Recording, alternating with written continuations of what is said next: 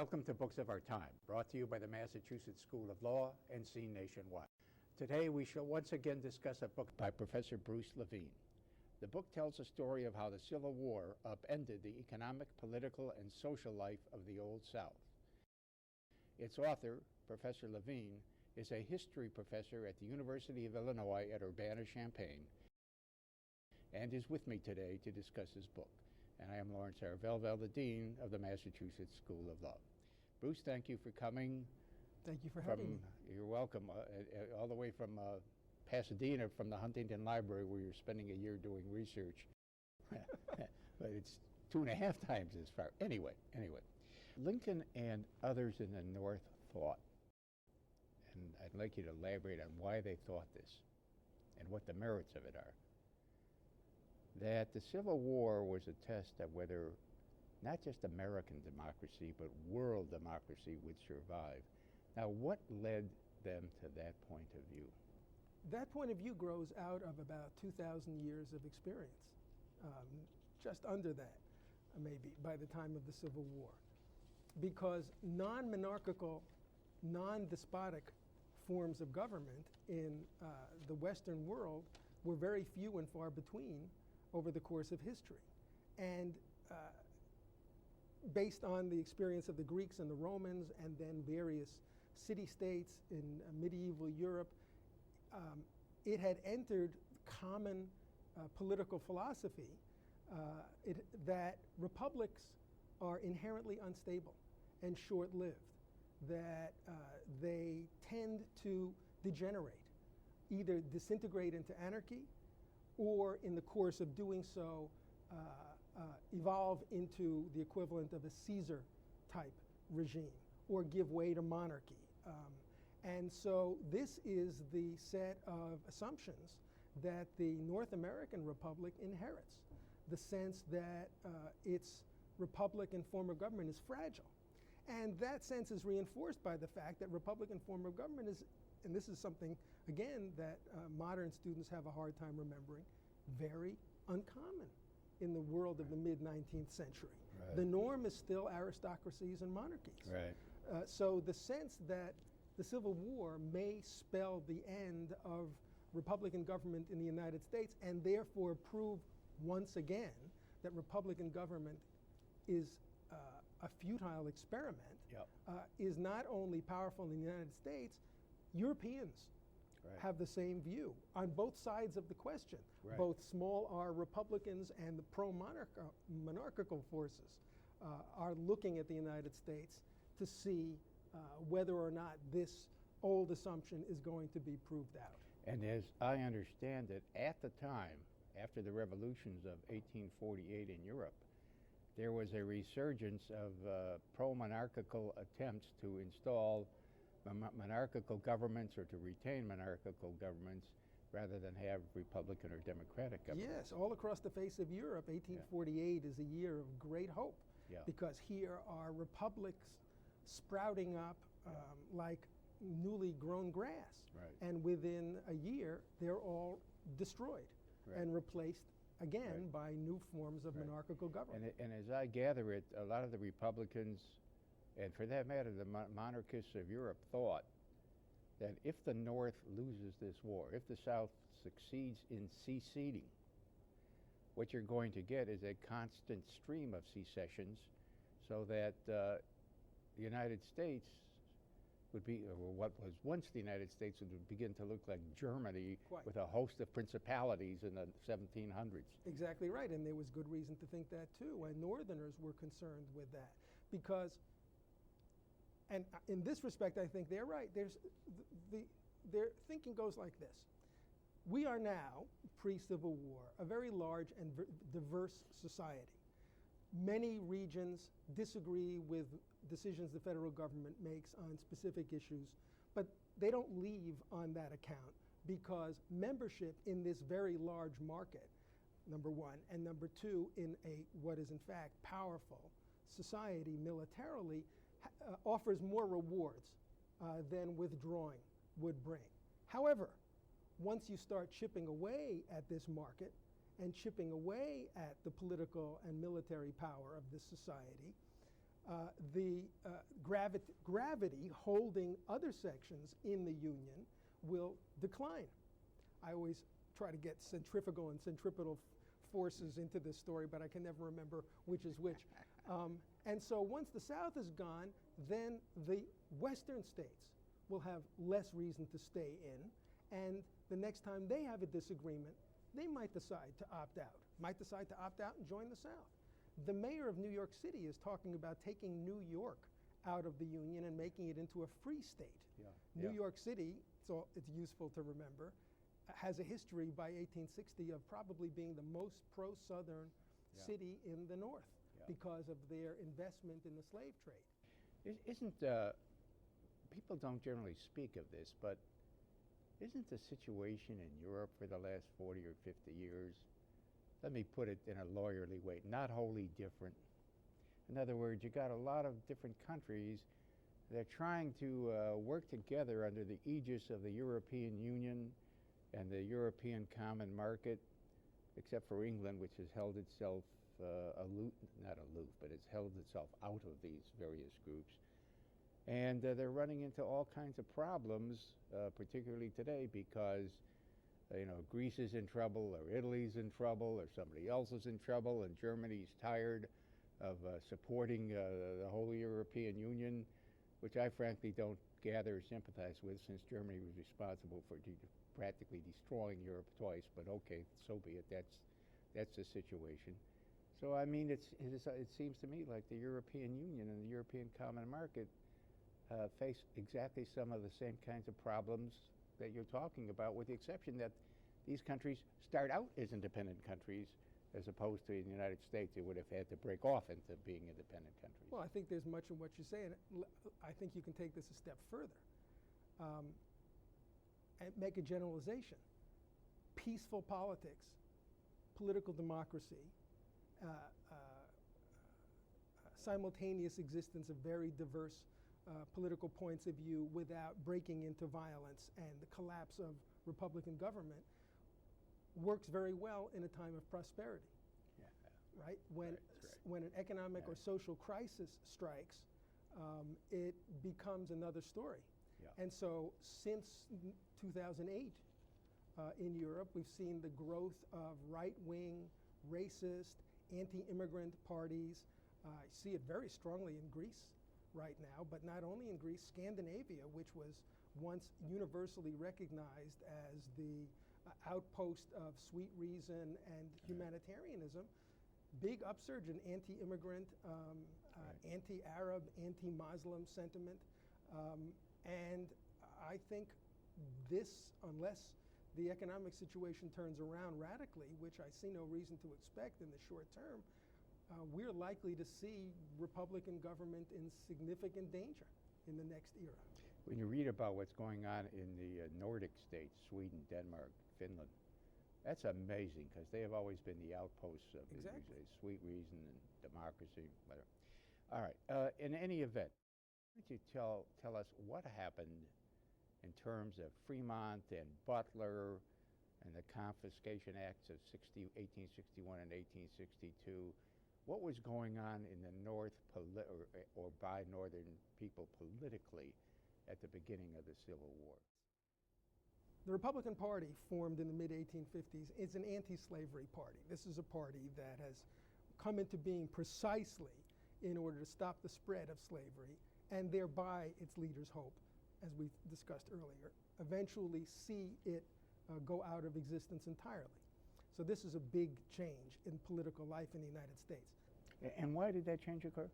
Well, that changed in part because a sufficient number of Northerners concluded after about the middle of the 1850s, in a series of legislative actions, that the South and its political allies outside the South were bent on slavery's indefinite expansion and possible extension into not only northern territories, but perhaps even into northern states. And so they recognize, I take it what's implicit, among other things, in what you just said, is they recognized that this is a bad system, and they had been affected by the anti-slavery agitation that started, Well, with whom? Wilberforce in England around 1780 or Well, so? there had been anti-slavery sentiment in the United States since the time of the American Revolution and earlier. Okay.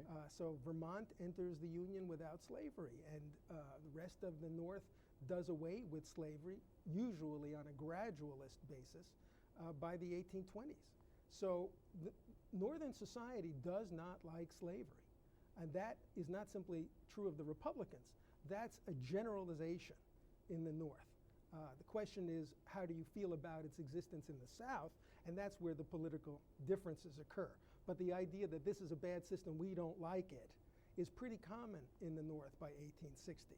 But again, the change that's taken place in the mid-1850s is the decision by what turns out eventually to be a majority of Northern voters that it's not enough to do away with slavery in the North. We need to find a way to do away with slavery, period, in the country, because this monster threatens us even now, even if seemingly from afar. The slavery system will go into the new territories, into the new states. There'll be more slavery senators. There'll be more slavery congressmen. Exactly. And then comes the Dred Scott decision in 1857, where the Supreme Court, among other things, seems to be saying that a slave owner can take a slave not only into a territory where slavery is illegal, but into a state where slavery is illegal, and keep that person enslaved, presumably indefinitely. Right. And so Abraham Lincoln says, at that point, we're going to go to sleep one day, hoping that on the morrow, Missouri is going to become a free state, and instead discover that Illinois has de facto become a slave state. And that sentiment is widespread. That kind of fear is increasingly widespread. And not unfounded. Oh, absolutely not unfounded. Yeah. For reasons, again, that we've discussed somewhat. And so the North, and especially the Republican Party, has been talking at this point for some time about the slave power. The power of the political representatives of the slaves and the ones you referred to earlier, the dope faces, their Northern allies, who act in office as though they were slave owners or emissaries of the slave owners. Franklin Pierce, James Buchanan, the two presidents before Lincoln, could hardly have done more in favor of slavery had they themselves been Southerners. So by 1860, a majority of the population is willing to support a party that says no more slave territory, implicitly no more slave states, and hopefully in the future, as a result, no more slavery, at least down the road. The Republicans also believe that the Constitution does not allow the federal government to touch slavery within the states. And even when the war begins, Lincoln believes that the war should not be looked upon as the ideal instrument through which to begin doing away with slavery. On the contrary, wisdom dictates to us that we do as little as necessary to interfere with slavery. That's the way to win this war the most quickly. This view of Lincoln being described as his saying that this was not entered into as a, quote, remorselessly revolutionary conflict. Why did he feel this way? He says this in his message to Congress in December 1861. Lincoln, and again, this is not very far-fetched. Lincoln, at least part of it is not very far-fetched. Lincoln knows that he's been elected to office by about 54% of the Northern electorate. But in a war, he needs more than 54% of the Northern population to support that war. He needs the population as a whole to support that war. He needs the other 46% as well, and therefore can't declare this a war over slavery, because that huge minority will presumably not go along with a war over slavery. They will go along for a war to preserve the Union, which they value very highly as the necessary foundation for the Republic. Now, this, if I may just interject, this was a major situation, for lack of a better word, with regard to the border states, was it not? That's the second piece of, that's precisely the second piece of the logic. 4 slave states remain in the Union. And Lincoln believes that holding them, especially Kentucky, for a variety of reasons, including military geographical, it's crucial terrain, giving us access to the Confederacy. And if we lose this, it turns into a tremendous advantage for the Confederacy, giving them access to the heartland of the free North. So we need to hold on to Kentucky, and we need to hold on to Missouri and Maryland and even Delaware, which still has almost 2,000 slaves.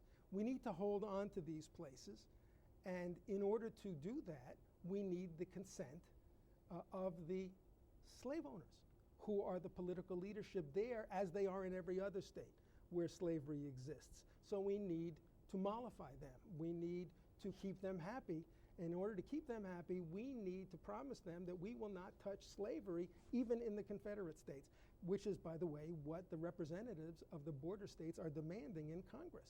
We'll support you, but not if you start touching slavery, even in the heartland of our professed enemy. So what dissuaded this view, or these people from holding this view as the war went on? What caused them to change their minds, or did Lincoln just say the hell with it? Well, there's one third piece of this logic which is false and which is eventually proven false, and that is the assumption that a majority of Southern whites are actually loyal, including the slave owners, that somehow they have simply been outmaneuvered or bullied or tricked into silence or permitting their states to secede, but that if we're careful in fighting this war and don't step on their toes, they will eventually rouse themselves, mobilize themselves, retake control of their states, and come back into the Union voluntarily. Well, so that's the first piece of this logic that disproves itself. After a year of war, all theater commanders are basically saying, we can't find these so-called unionist slave owners. No matter where we go, the population is hostile to us. And that's because most of the fighting is taking place in the low country, in the plantation districts, not in the up country. In fact, there are sections of the South where there are unionists, but it's not where the slave owners congregate. It's Western Virginia, Eastern Tennessee, places like that. That's not where Union armies are fighting. They're fighting in the plantation districts, the heartland, and their officers, Union officers, are saying, you know, no matter where we go, the only friends we find are the blacks. It was, I think, after Shiloh, if I remember correctly, that Grant and Sherman both took the position, this war has to be remorseless because these people will fight us unto the death. You know, quite a different point of view than, say, McClellan's, which, you know, more exemplified what you were talking about. Absolutely. And you're absolutely right, too. Sherman and Grant are both won away from their initially conservative attitudes towards slavery by the obdurate resistance they're meeting, Tennessee, from slave owners. And so the point is also made to people like Butler, whom you also mentioned, and this is crucial to remember, by the slaves themselves, who are keenly attending to what's going on in the country, to the surprise of their owners, but not without their owners seeing it. Slaves are fleeing very early, at least in small numbers, toward Union armies and Union installations, and basically saying, take us, let us work for you, because our masters are putting us to work on their fortifications used against you. Take us and let us help you. And even someone like Benjamin Butler, who is the commanding officer at Fort Monroe on the Virginia Peninsula, and who is at the far conservative end of the political spectrum in the United States in 1860. He's a Massachusetts politician who wants the Democratic Party to nominate Jefferson Davis for president in 1860. But now, as a commander of a Union garrison, when slaves come and offer themselves on his behalf, he's at least smart enough to figure out what an advantage this is militarily, and he takes them in. And when the slave-owning officer comes and demands the return of those slaves, Butler says no. And he puts these slaves under his protection. And shortly, when other slaves in the vicinity realize what's happened, they follow the example of the first few slaves, and eventually butlers got thousands. Up until, I think, the 1960s, historians kept telling us that the slaves had nothing to do with their own emancipation. And I think one of the ironies is that, unless I'm mistaken, which I may be, the very historian for whom your professorship is named, You're absolutely right. yeah, was one of those people. That's right, Randall. Yeah, James Randall. G. Randall. Yeah. No question about it. From about the 1890s through the 1960s, the vast majority of American historians who dealt with this subject said just what you've summarized, that this was a war. If it was a war over slavery, it was a war in which the slaves themselves seemed to evince no interest, and they instead remained loyal supporters of their masters. There were even African American historians who went along with this argument, because this is everything that everyone else was saying, and they just took it as good coin. Everything that in fact occurred in the Civil War that disproved all of this was as though forgotten by the 1890s. Right. And it reflected a conservatization of the North that we were talking about earlier, that this was conveniently put aside, and this myth of black passivity became truth. Everybody knew this. Now, W.E.B. Du Bois in the 1930s published a book based on easily available evidence that attempted to remind the public that this was not true, that slaves had played a crucial role not only in resisting slavery but in assisting the Union war effort.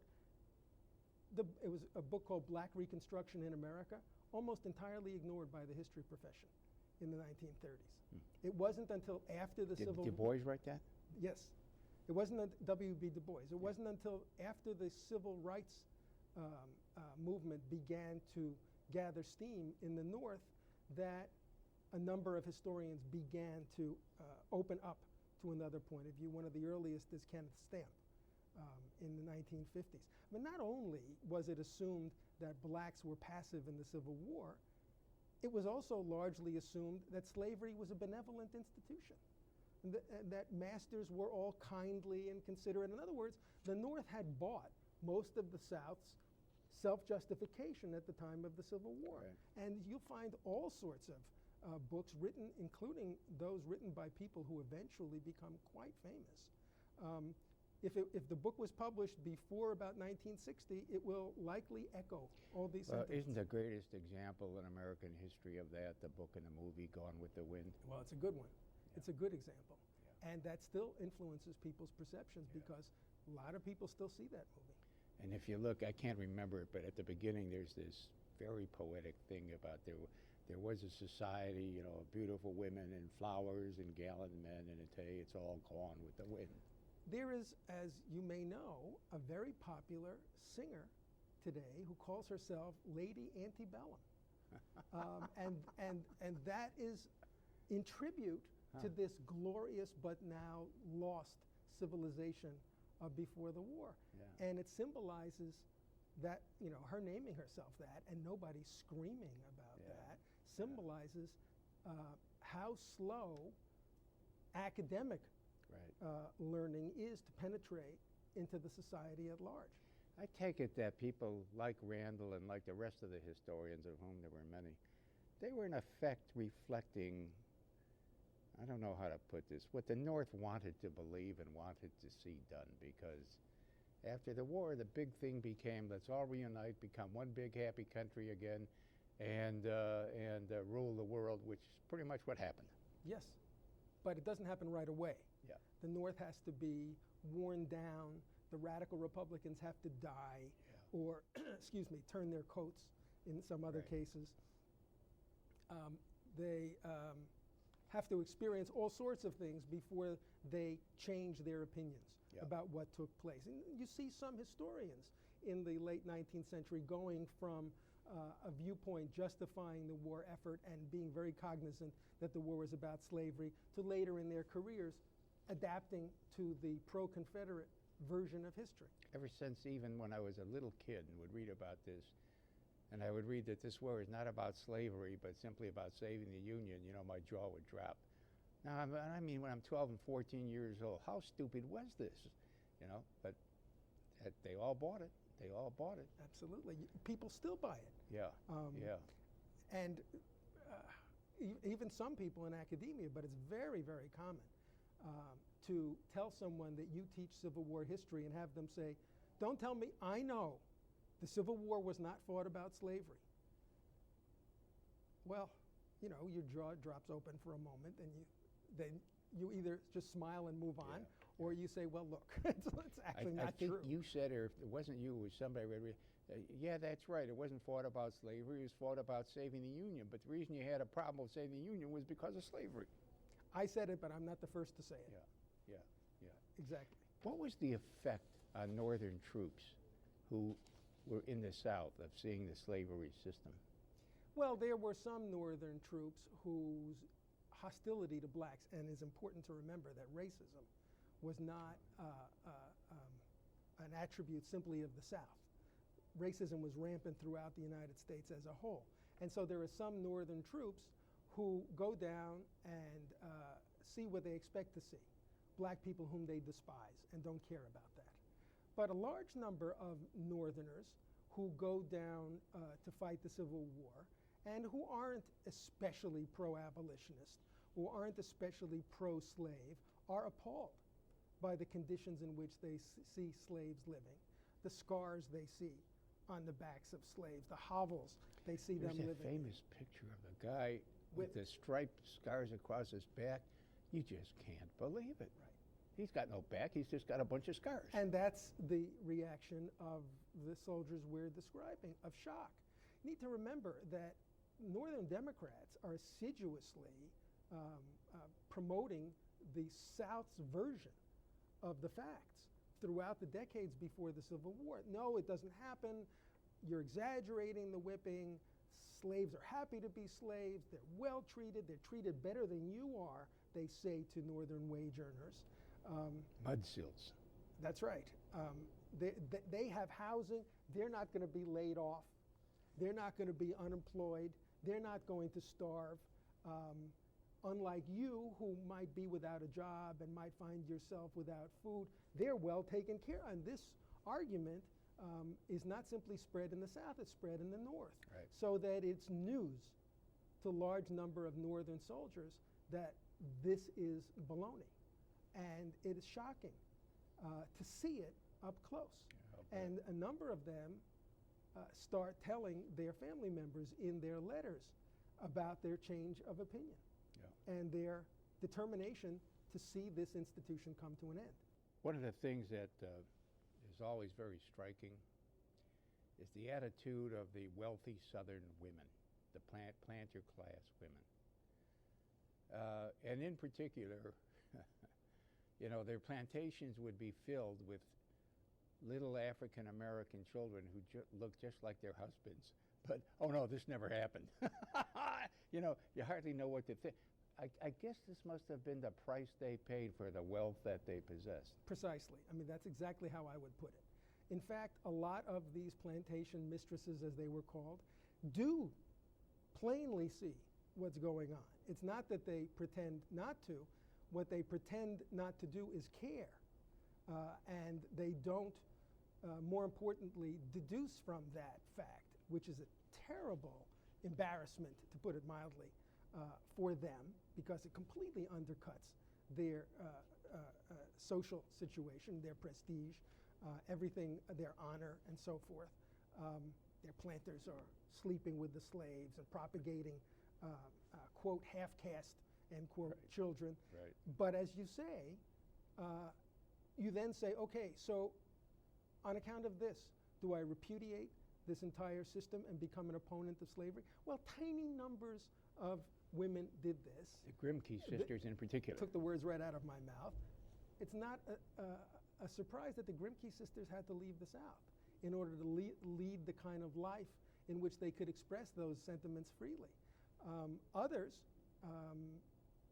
including the diarists that I quote in the book, swallow their pride, because to do otherwise is not simply to become a pariah in the South.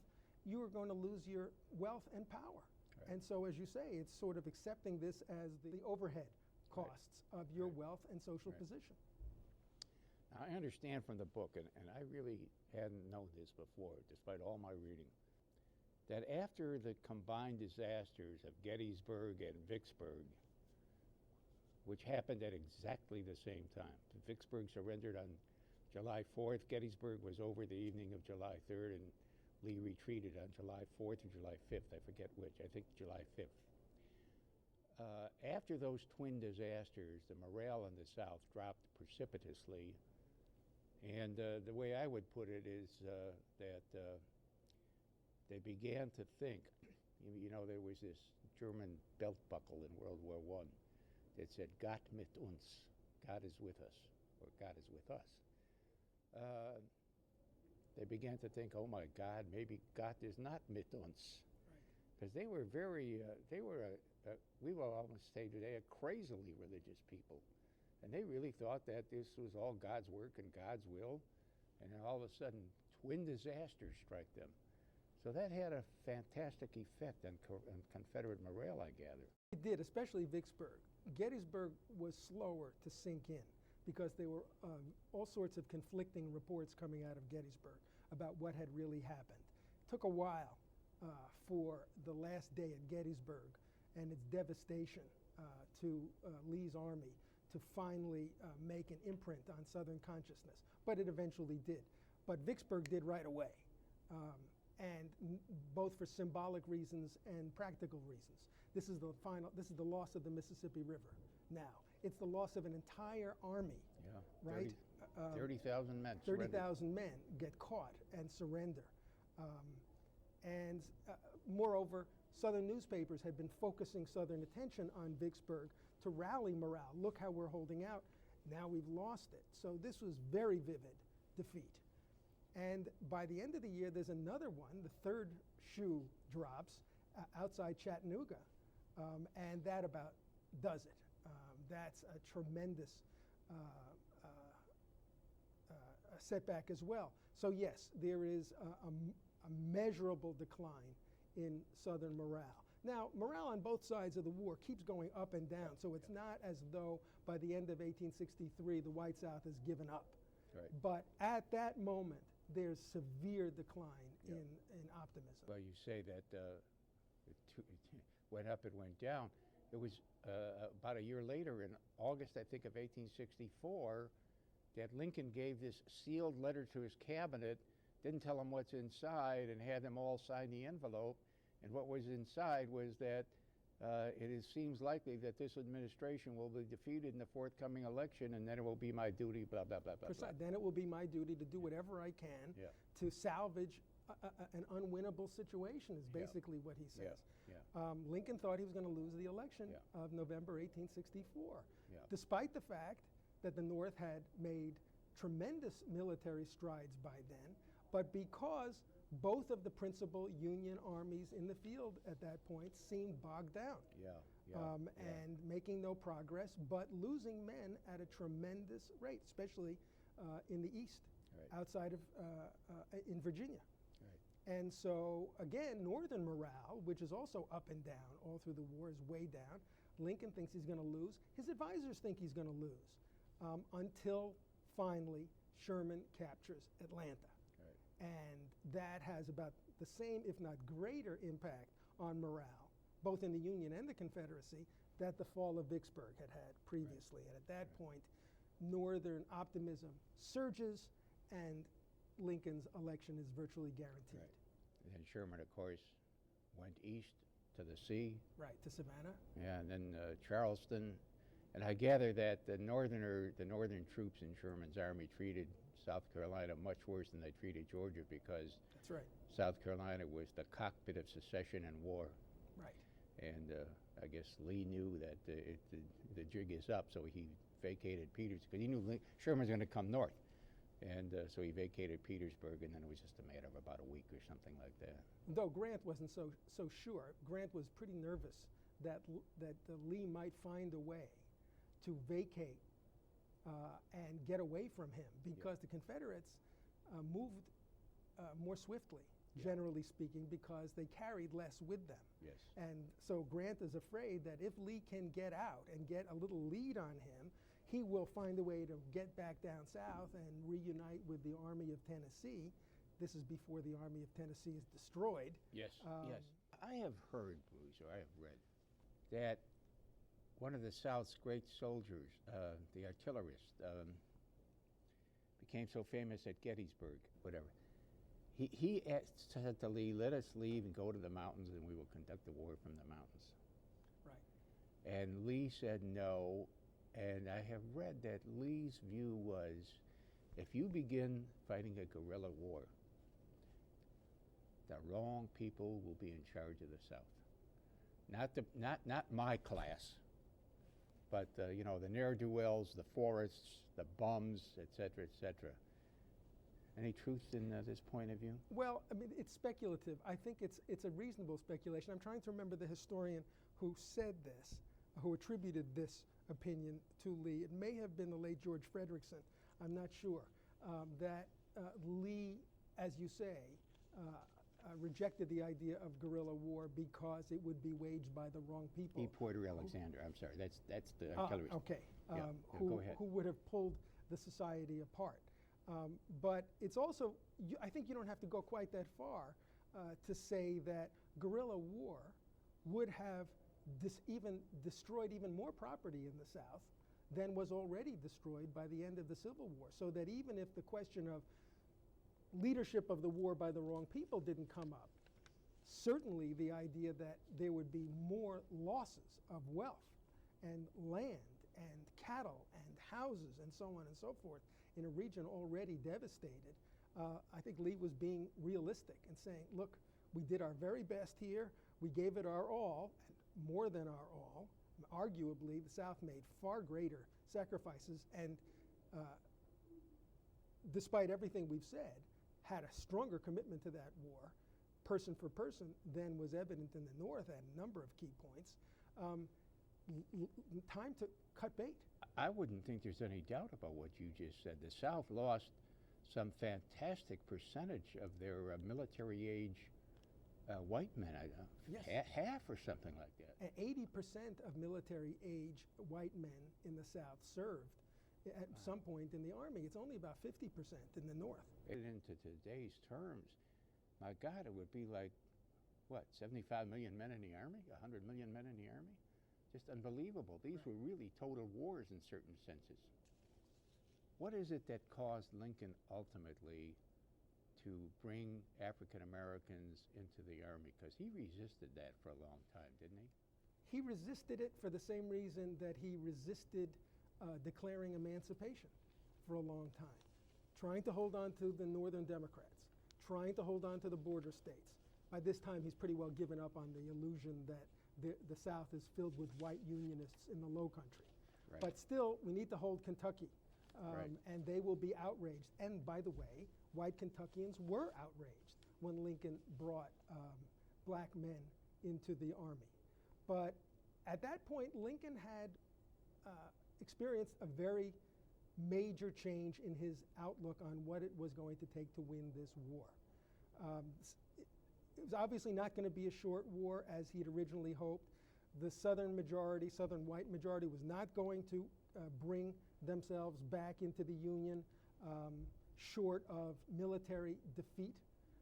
And so Lincoln's priorities change. Instead of any longer courting this group that is telling him not to touch slavery, not to bring black men into the Union, he's now decided that he needs those soldiers. He needs the additional number of soldiers precisely because a large number of Northern whites don't want to fight anymore, don't want to serve. And they make that fairly clear when the draft goes into action in the middle of 1863. Lincoln needs the military support that the black population of the South is offering him from the very beginning of the war.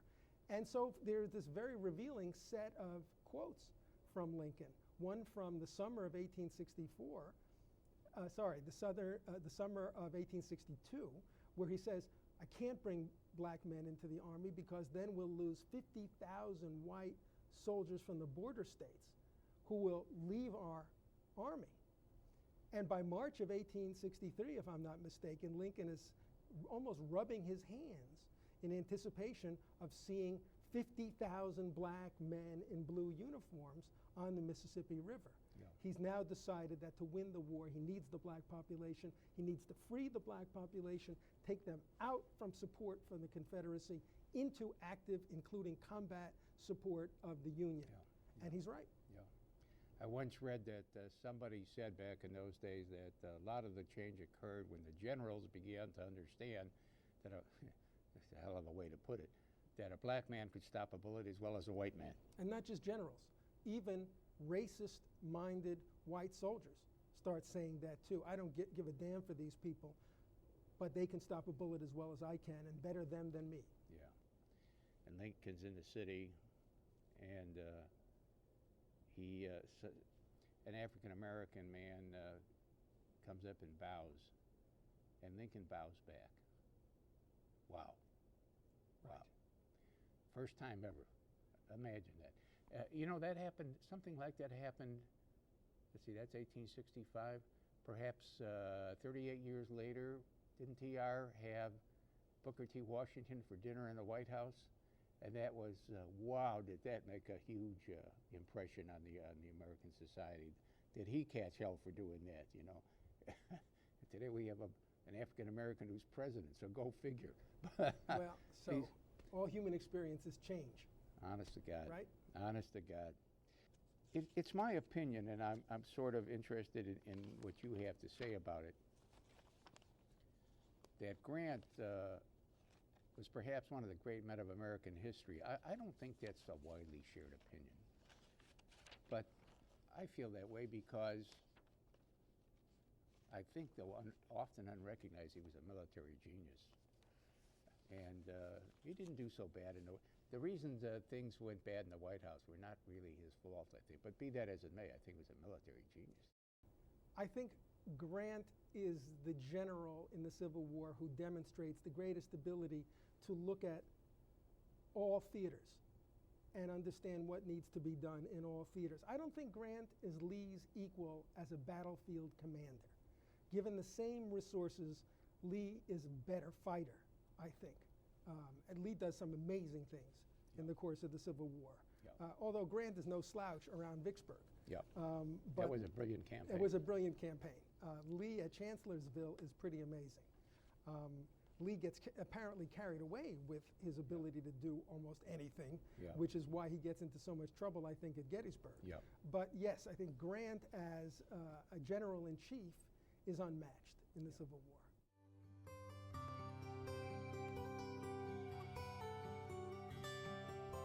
When you're ready to make a difference in the world, one law school can make a difference for you. The Massachusetts School of Law is where you learn to become a lawyer. As the most affordable law school in New England, you'll graduate with the most professional skills and the least amount of debt. Our small classes ensure a rich learning experience and a campus environment so special, our students don't want to leave. The Massachusetts School of Law. We're ready to make a difference for you. Visit us today at mslaw.edu.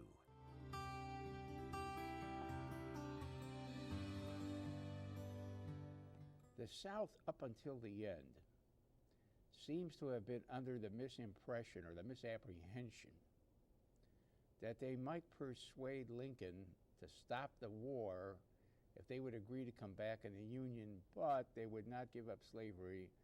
And of course, Lincoln said, not on your tintype. You come back in the Union, you give up slavery, or this war continues.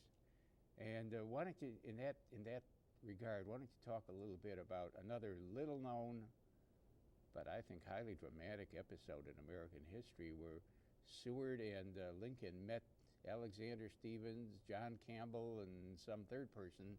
RMT Hunter.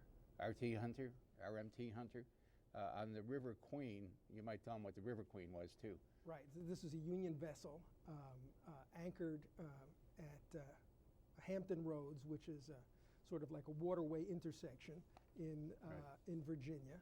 And have you been there? I have not. Oh, yeah. I've been in the region, but not at that site. Yeah, okay. Well, it's really interesting to see, but go ahead.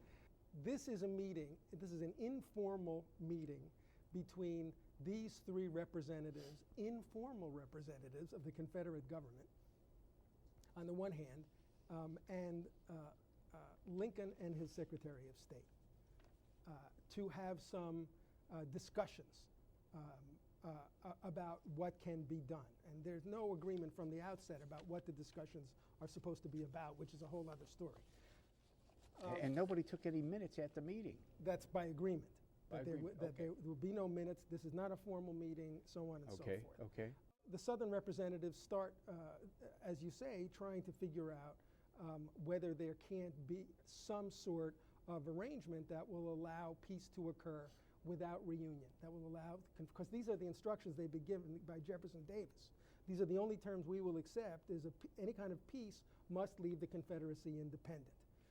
And as you say, Lincoln replies both, no, the only way this war is going to end is when you return to your rightful place within the Union, and two, no, I will not go back on any anti-slavery measures I have already implemented.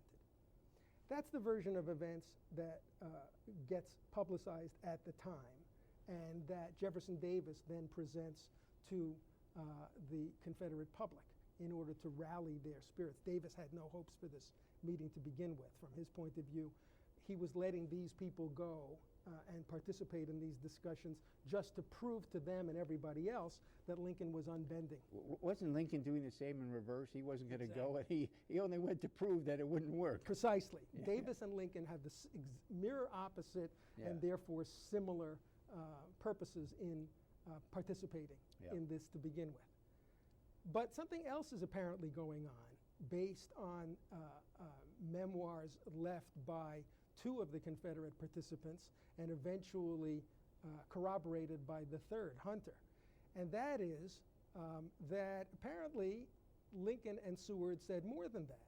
They also said, well, we're not going to go back on the Emancipation Proclamation, but Supreme Court may strike it down, or at least say that the Emancipation Proclamation is no longer in effect now that the war is over. Because it was a war measure. Because it was a war measure. Yeah.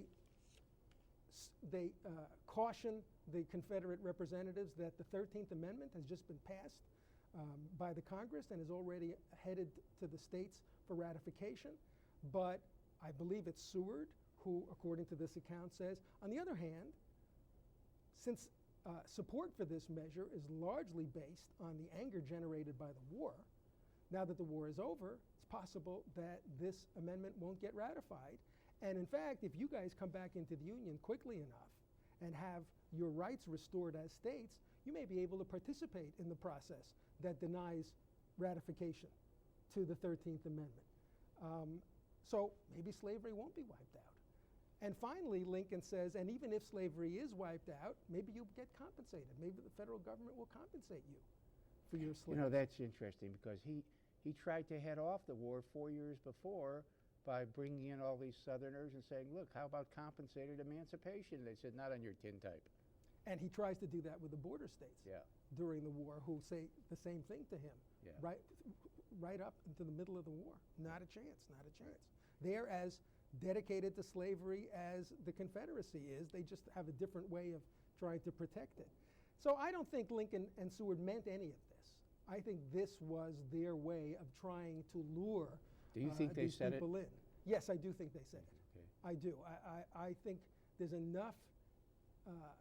The fact that all three of these Confederates said so, two of them at the time, and said so, by the way, in their own private correspondence among themselves, suggests to me that they did, that Lincoln and Seward did indeed say this. So that would be a very good reason why Lincoln and Seward would have left nothing in writing. That's an interesting point. Yeah. But I think, they didn't take it seriously, though Lincoln did try to get his cabinet to approve compensation. And the cabinet wasn't having any part of it, and so Lincoln dropped it. Yeah. Well, one of the arguments, as I understand it, was that $400 million is the cost of, I don't know, a couple of months of the war, something like that. So you stop You pay them off, and you save billions in effect, or whatever. Right, right. But Lincoln tries to get it compensation endorsed after the war is effectively over, and after the North has already spent all this money and blood in prosecuting the war, and the cabinet say, that's right, we're going to compensate these traitors for the loss of property that we actually don't believe they ever should have owned, because we think it's morally wrong. At this point, no. This is too late for any of this. When you put it that way. That's right.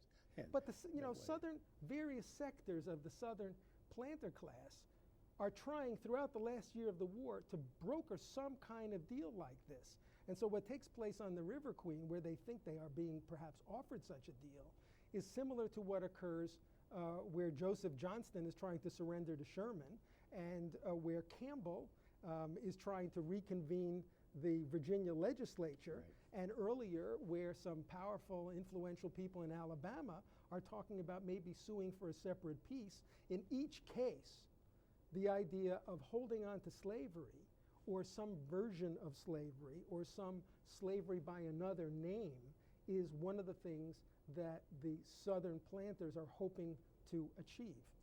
Do you think they were taking, these steps, you describe these steps as steps to save slavery, and I suppose minimally one might say, well, at least to attain compensation if slavery was given up. You think that this came about because they understood that it's all up, it's all over for them? Oh yes, none of this occurs. None of the steps that I've just outlined, or at least referred to, occur until the individuals involved have decided that the attempt to sustain a separate slaveholding republic has been a failure. That they've lost this war. Now let me ask you. You referred to something just a minute ago, and let me ask you a question. I grew up thinking, I think to this day, that the North, by approximately 1876, to win that, so the Republicans would win that election, they gave up on reconstructing the South, and they caused us, well, let's see, 1876, Bruce, to 1965. That's 89 years, isn't it? Sounds right. Yeah. They caused us 89 years of anguish, and 89 years for African American people to be de facto, I'm wording this very clear, de facto enslaved, because sharecropping was well, maybe it was better than slavery, but not a hell of a lot better. Of course, also they were, at least so I think, and there were also white sharecroppers too. So I mean, when all is said and done, what's your opinion on the extent to which, as a result of this war, the Southern aristocratic class, be they planters, lawyers, whatever, found their powers stripped? Well, let me start by, to understand all of that, we need to get back to the subject of a relationship, say, between slavery and sharecropping. It's, of course, what the black field laborers are engaged in is a different version of sharecropping than what whites are engaged in, because the blacks are subjected to a raft of other laws and de facto acts of discrimination that the white sharecropper doesn't suffer. So it's a lot worse to be a black sharecropper than a white sharecropper. You always had to worry, didn't you, that if you looked crosswise at somebody, they'd shoot you? That's right. It's a lot less likely to happen to you if you're white. Yeah. On the other hand, it's not slavery. And it's not even, I think it's not a good idea to call it slavery by another name, because that minimizes what was achieved by the enormous sacrifice of the Civil War. I think there were individual black people who, in the course of the Civil War or after the Civil War, might indeed find their situation even worse than under slavery. People died in the Civil War. Black people died in the Civil War. Death is worse than life. There were people who found themselves starving after the Civil War who weren't starving before the war. So that's obviously a decline. But overall, being legally free, even if as a terrorized black resident of the South. It's a lot better than being enslaved, where you any day might find your mother, father, sister, brother, self, children sold away from you, or as you worked in the field, whipped because you didn't pick enough cotton, or looked the wrong way, or said the wrong thing to the overseer. That was not nearly as common. You know, after the Civil idea that your children, your mother, your father can get sold out from under you, so to speak, and sent 1,000 miles away, this is inconceivable to the modern American mind. You tell, maybe you should, maybe we could finish with your telling the story of Garland White and his mother in Richmond, because it encapsulates this. Fine. Garland White, as a young boy in Virginia, I believe, was a slave born to another slave named, if I remember correctly from my own book, Nancy, but I may have that wrong, and was sold to a man in Georgia, Robert Toombs, who was an up-and-coming, it was Toombs, up-and-coming lawyer. People thought he was going eventually to be the president of the Confederacy. Instead becomes its first Secretary of State, eventually a general. He was a big shot before the Confederacy Sure existed. was. Yeah. Sure was. Go ahead. So he is sold away from his mother into the Deep South, and was, in this case, a microcosm of what was extremely common in these years, of families being torn apart as individual family members were sold into the Deep South as the Cotton Kingdom was expanding. Well, Garland White is carried by Robert Toombs when Toombs becomes a senator to Washington, D.C. And one day, loyal Garland White makes good his escape from Robert Toombs, gets to Canada, and is in Canada when the war breaks out. From Canada, when the war breaks out, he sends a letter to William Seward, whom he apparently met when he lived in Washington. Toombs lived not far away from Seward's home, offering his services. Apparently that letter is not answered. But once the Emancipation Proclamation is issued and black soldiers are recruited, Garland White returns to the North and then becomes an organizer of black regiments, and eventually becomes a chaplain in a Union regiment, and is in Richmond at the point of Union occupation. And Garland White is standing in the middle of the street, glorying to what he sees taking place around him. The first time freedom has come to all residents of this city. And an older woman comes up to Garland White and looks into his face and asks him his name. And he responds. Then asks him his mother's name. And he responds.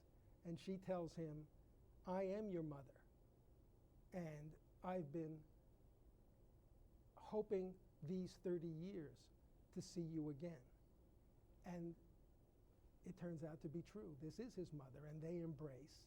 And it captures a moment that is also microcosmic, because there are other black parents scanning the faces of younger black Union soldiers entering the city after having been inducted into the Army further south, looking for features that might be familiar to them.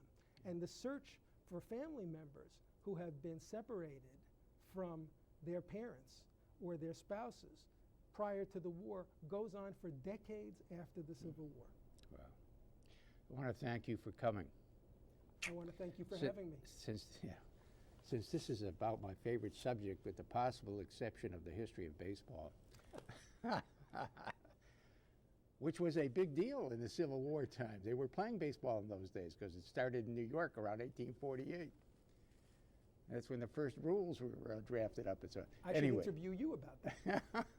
Anyway, I want to thank you for coming. It's a wonderful book. It's a wonderful book. It's the first book I've read that has just about everything in it. Very kind of you to say so. Yeah. Anyhow, thank you to the audience. Thank you. Be with us again next time.